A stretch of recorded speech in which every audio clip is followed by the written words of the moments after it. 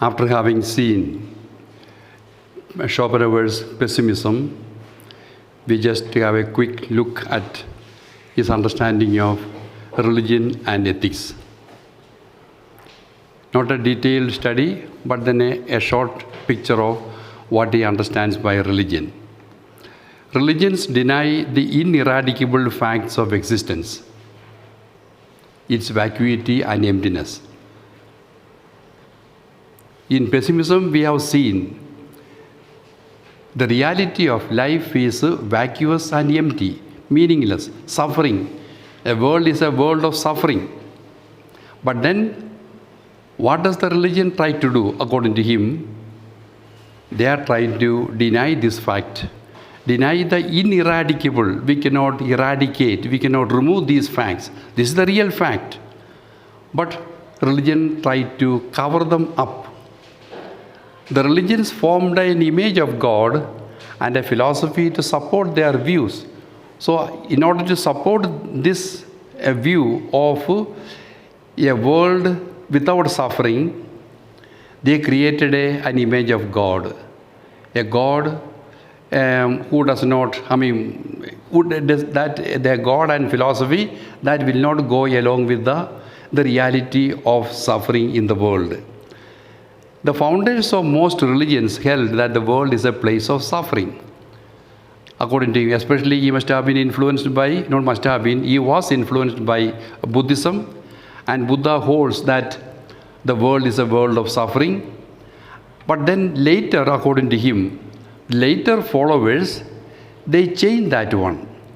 The founders, even Christ, according to him, they held that this world is a world of suffering, more of in keeping with the pessimistic idea of Schopenhauer. But then later followers, they changed that their teaching and mispresented, wrapped in rosy optimism by their followers. In a bright picture, in bright concepts, the world was presented. A new theory was presented. So that was the change took place, was made by the followers of the founders. It was not so originally, according to Schopenhauer. Thoughts about gods arise in man as an ideas of possible deliverance from what they dread, and not as a result of speculation. What is the image of God they create? Someone who delivers the humans from the suffering. And so an image of God is created, and they are the ones who are delivering humans from the suffering. And as a result, don't take the world as a world of place of suffering. Religion will become meaningless once it is proved that life is doomed to an end and suffering. So he says, when it is proved, when people are convinced that life is coming to an end and it is filled with the suffering, then religion will not have any place. So he is putting a very in strong terms, he places the understanding of religion. He may have some bad experience, whatever it is. He is maybe because the religions were also responsible why he is holding to. He is not holding a particular religion. He is still. This is what religions have been. Religions who try to cover up the reality of life and world. A reality of life and world is one of suffering. The founders held that one, but later it was all presented in a very optimistic concepts. That is, so he is making more of a critique of religion. So then finally he says, once people are convinced that everything is coming to an end, then religion will not have any place, any role to play. So in fact, the philosophy of religion that he presents is a no religion. Coming to morality, Schopenhauer held that the world has also a moral sense. Unlike the case of religion, regarding morality, he says, There is a moral sense, there is a morality, but of course different from what the others were holding. This morality should not be based on theological principles. So first he says what his morality is not. So he says it is not based on theological principles, what ought to be done. These are the principles.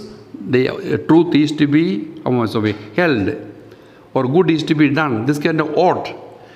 Those principles should not be based on those given theological principles, nor should it be based on supernatural reward or punishment. Mainly, religions were holding or developing a morality based on reward and punishment. If you do well, if you do good, you will be rewarded. If you do bad, you will be punished. So, there should not be a morality based on fear and out of enthusiasm to get a reward. That is not a right disposition for a morality. And also, it should not be based on Kant's teaching on sense of duty and categorical imperative. Kant was well known in Germany and all over the world, especially in Germany.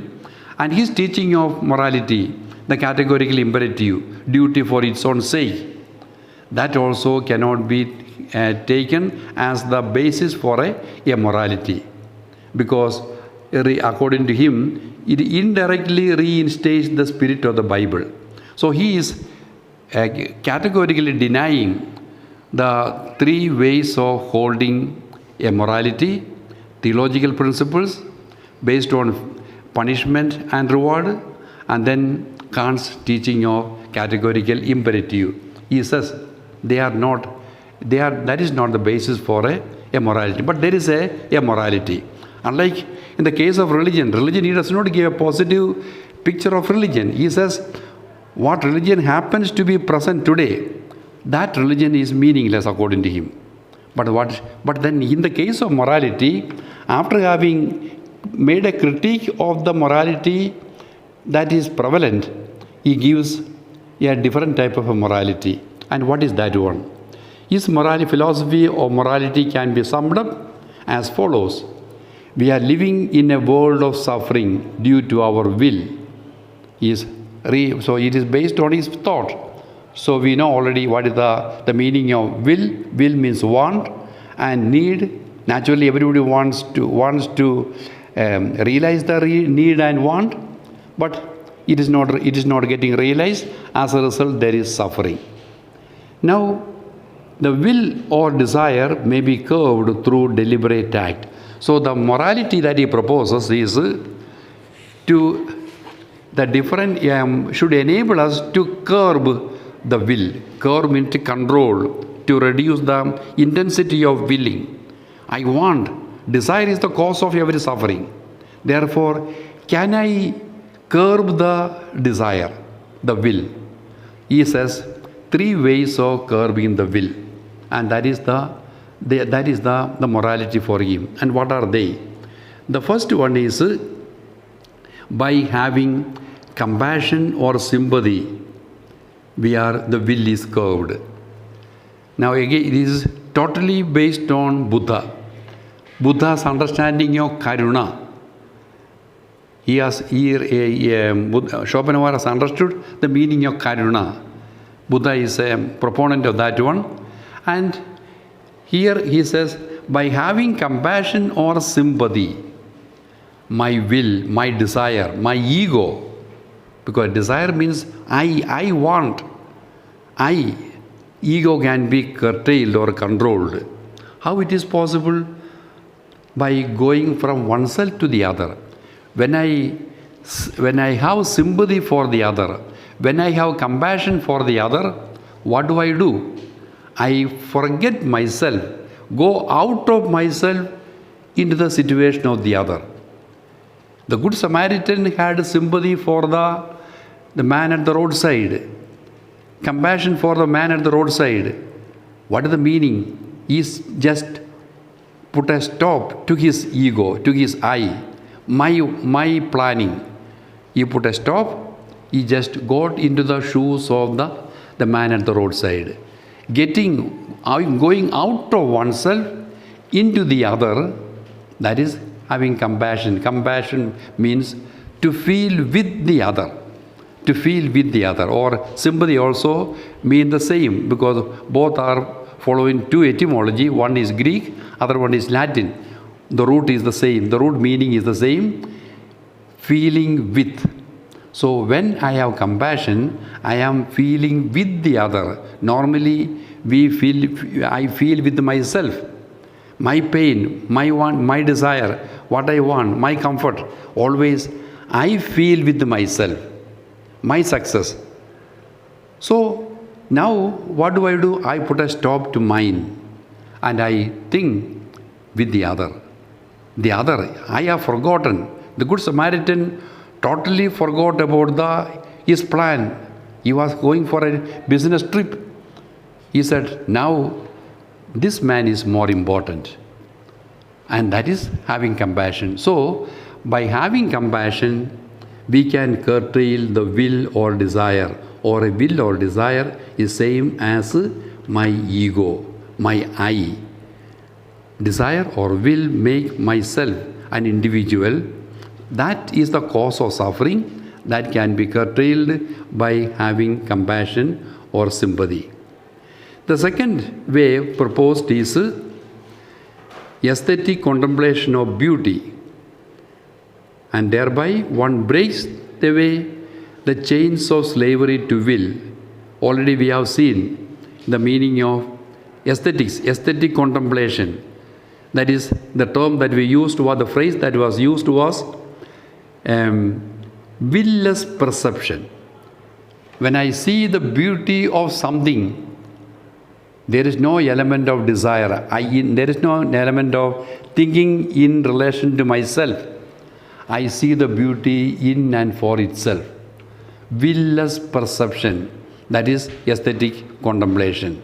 So when we move from the willful perception in terms of the utility, usefulness of something, that is a willful perception, when I move away from that one, and then we enter into a sort of a situation where I am able to enter into will-lessness. That is, so aesthetic contemplation can also help us to curb our will, because it is will-less perception. Then the third way and the final and the way is the total deliverance from the fetters of will is had by practice of asceticism. Asceticism, again Buddhist thought, not for future happiness, not in view of getting something in reward. Then always I want to get a reward. I am practicing asceticism because I want to get a reward. There I is there. I want. But in the case of real asceticism, it is not for a future happiness, not for getting something in return, not a business, but to stop willing. To stop willing. That is asceticism. Not to reach a situation of not having desire, desirelessness, and thus to reach the state of nirvana. He uses that same term, nirvana, used by Buddhist thought. What is nirvana? Nirvana is an experience of non-willingness or non-willfulness, or now we have put in different terms.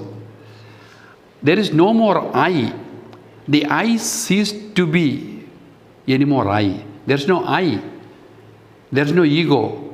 When I enter into a state where I am no more I, there is no more I and as different from you, that is nirvana or shunyata, which is same as Purnima.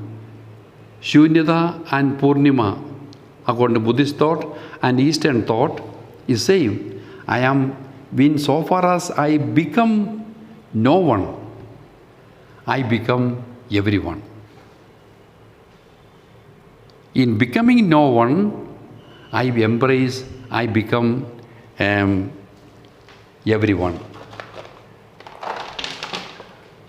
So, it can be very much related to the Christian spirituality as well as the Franciscan spirituality. It is in the process of becoming a zero. Self-denial, becoming nothing, no one. That becoming zero is entry into the wider horizon of a cosmic horizon. It is the entry into Purnima.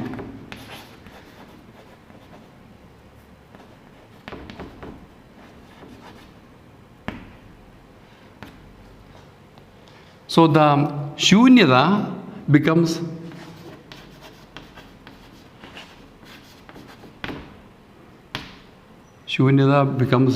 Purnima.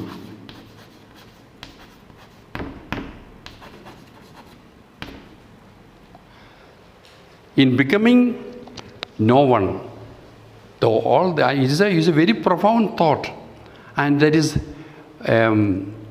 developed mostly by our countryman, that is called from Andhra Pradesh, the famous Buddhist thinker,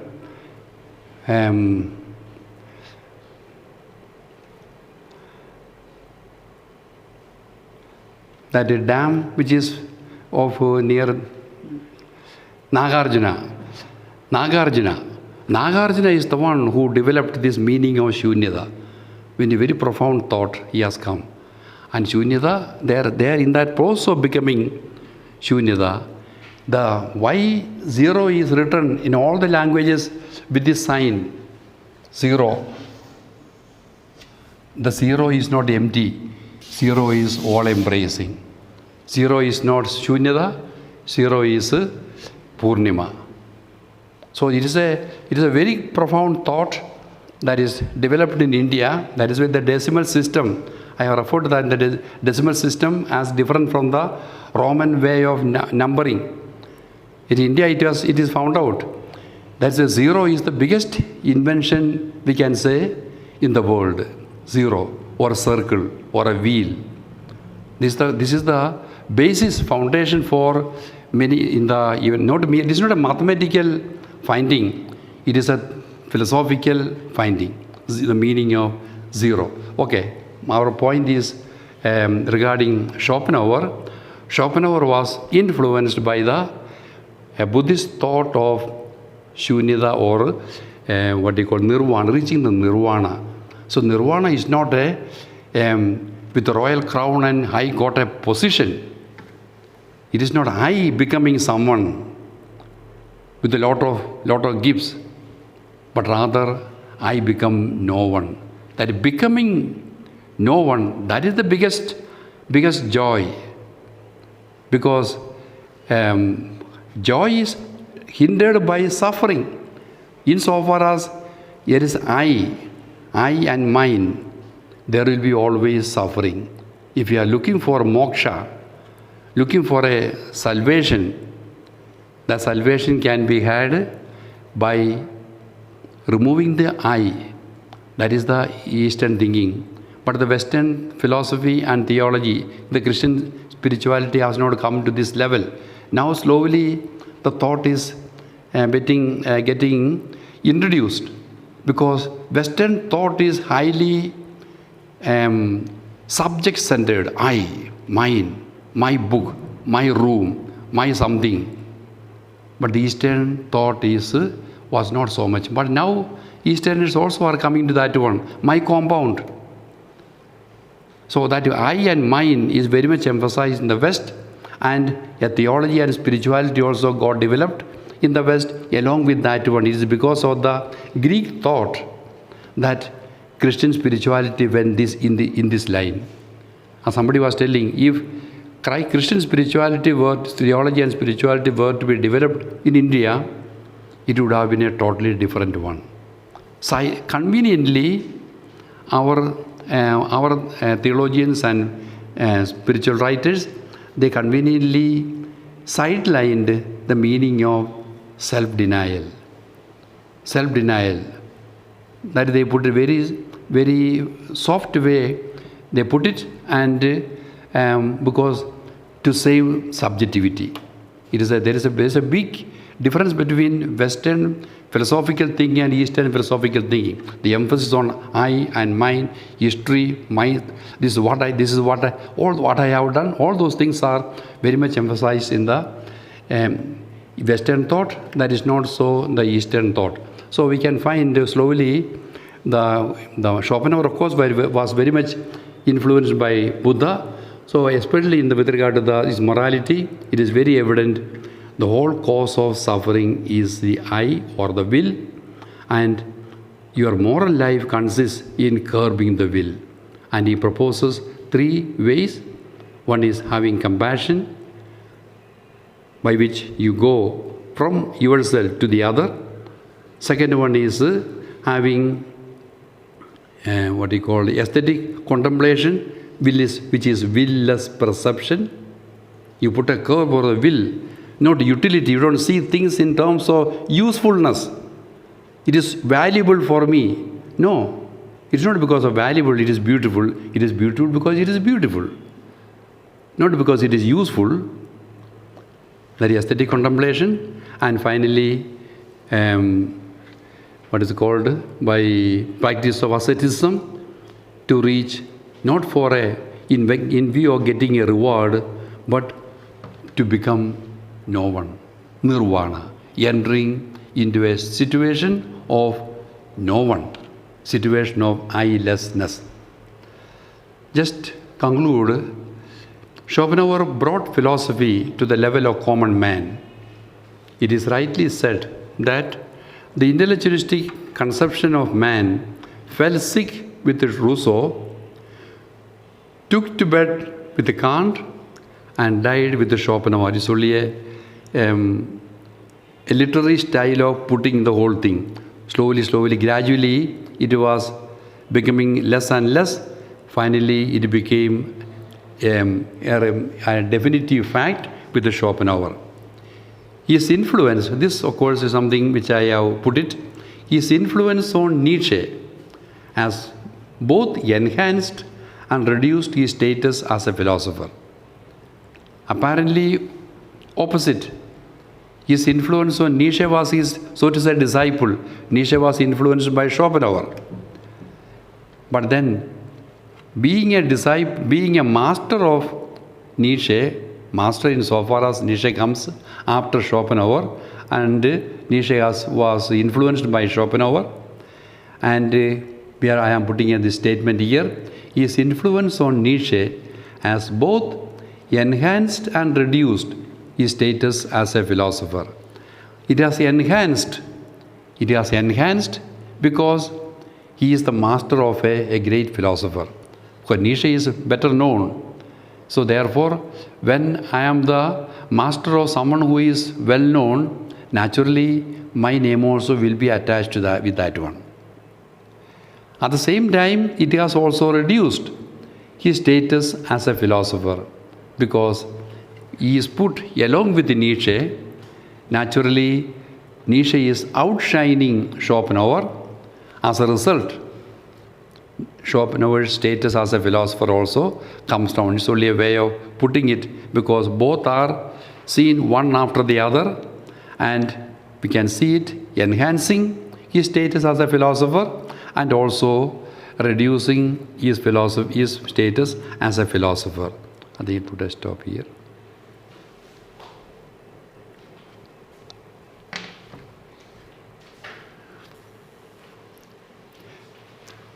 Now we go to another philosopher of life, namely Friedrich Nietzsche. We'll be spending a little more time on Nietzsche's philosophy because of his importance. I start with a few introductory thoughts which can be summed up in few sentences. I put it this way in my own language. We find two extreme approaches, two extreme responses to Nietzsche's thought. One is one group of people are extolling him to the heights, to the heavens. He is a hero, and so on. At the same time, there is also the opposite group of people who consider him as a satanic mind, antichrist, and so on. So we can find his philosophy has influenced, has given response opposite ways to opposite direction, opposite lines.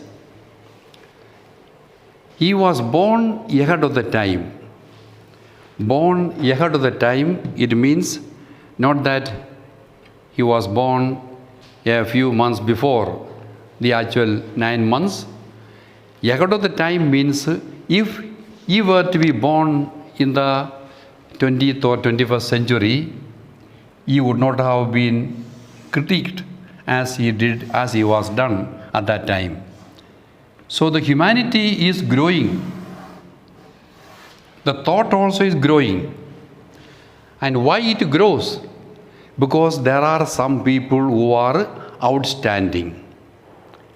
Outstanding means who are prepared to think or take the risk of thinking otherwise. If everybody is thinking just like the other one, I would have been like the other one. So no problem. I will not be jetting out. But unless there are some creative people, which I will tell, I use the expression in the later thought, unless there are some mad people.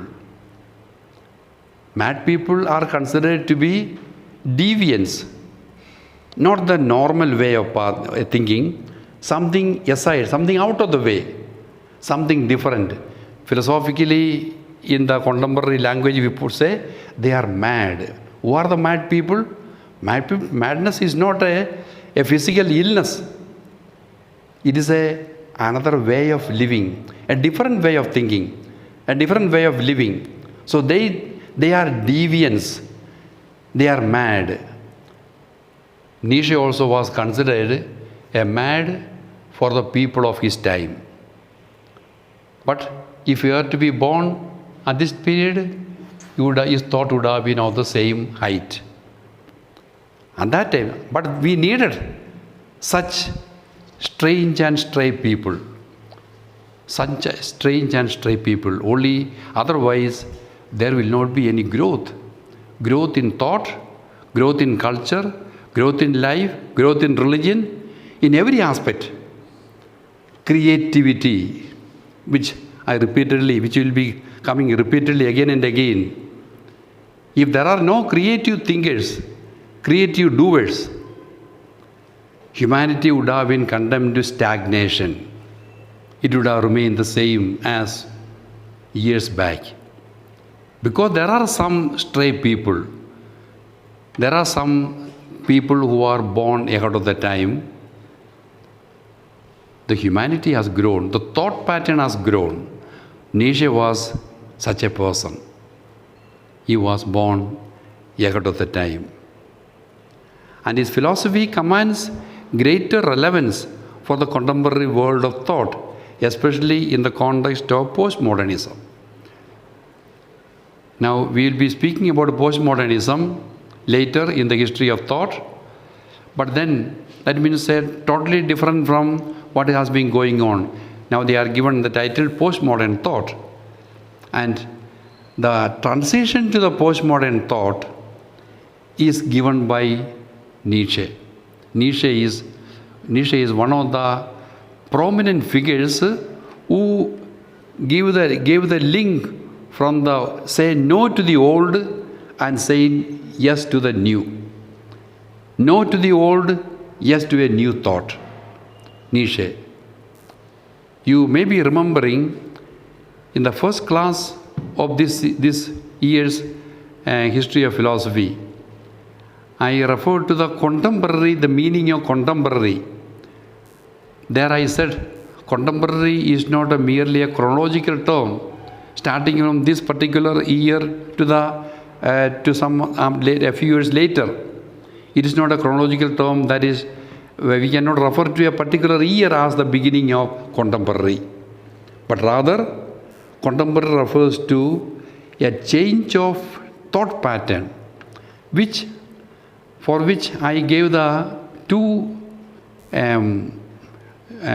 milestones, the starting, the death of Hegel, and to that one, the death of Hegel is referred to by many thinkers, but my addition to that is birth of Nietzsche.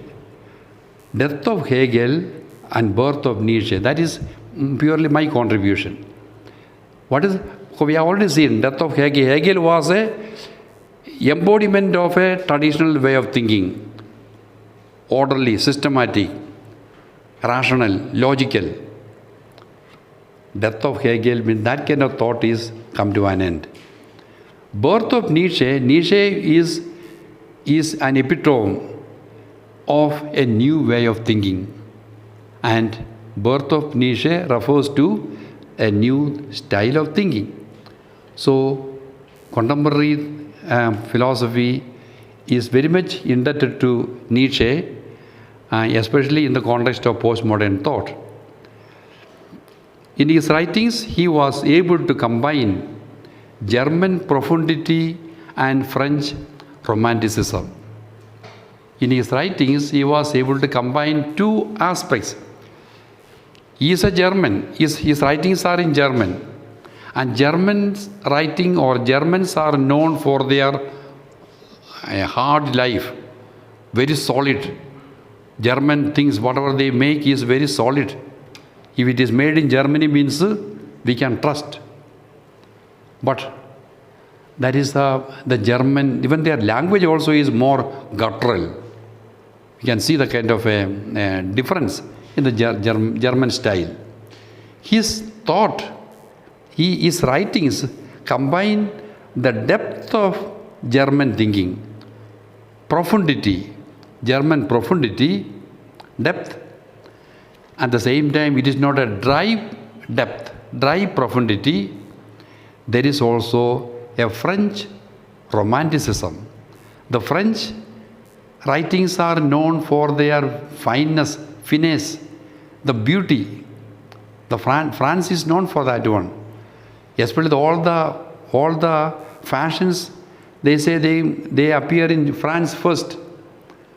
And all the culinary art or the cooking, the best food is, they say, referred to French. Even French poetry, they are all known for it. So French are known for their fineness, a fine touch, poetic touch. Nietzsche's writings, we can find the both combinations of both. Thought is so profound as any other German thinker. At the same time, the style of language, the style of writing is totally different, is very much different. What is the difference? The difference is he has put more a symbolic way of writing, literary style, poetic style. We cannot go for the exact meaning of the word. He uses more of poetry, more of symbolic language. Therefore, that is a typical French style. So, thought is profound, style of presenting is very much romantic, and just like the French romanticism. So, these are the few words by way of introduction. And then we just to go to quickly make a quick look at the life and writings. We may not be able to finish in this class, but then a few points. Of course, he was born in 1844 in Prussia. Prussia was, afterwards it became part of Germany. In a Lutheran family, both his grandfathers were Lutheran ministers. That means they were strong, staunch Lutheran thinkers. He was given the name Friedrich, because in English, Frederick William, when he was christened after the king of Prussia, on whose birthday he was born. So, Friedrich Nietzsche was born on the birthday of the king.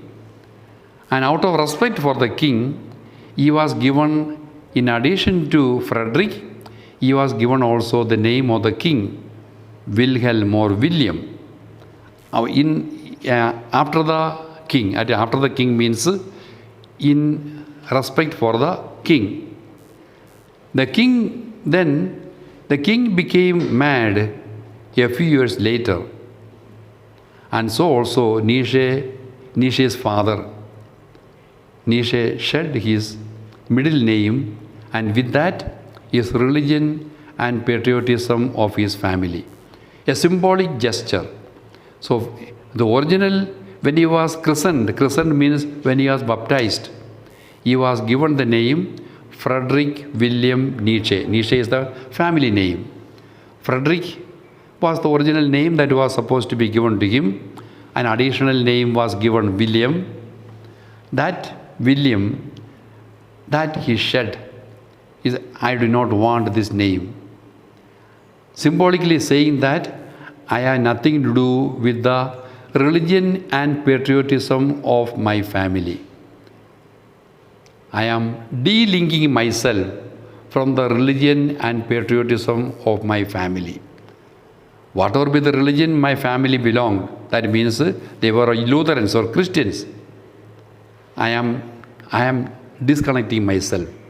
So also is patriotism belonging to the particular kingdom, particular country. And I am no more belonging to that country to which my family belonged. So he delinked himself. And finally they say in 1889 he also became insane. Of course it is insane means of course he was slowly considered as a mad. Then finally they say even also he became, because the thought pattern is totally different anyhow. That is what historians say. I think we'll stop here.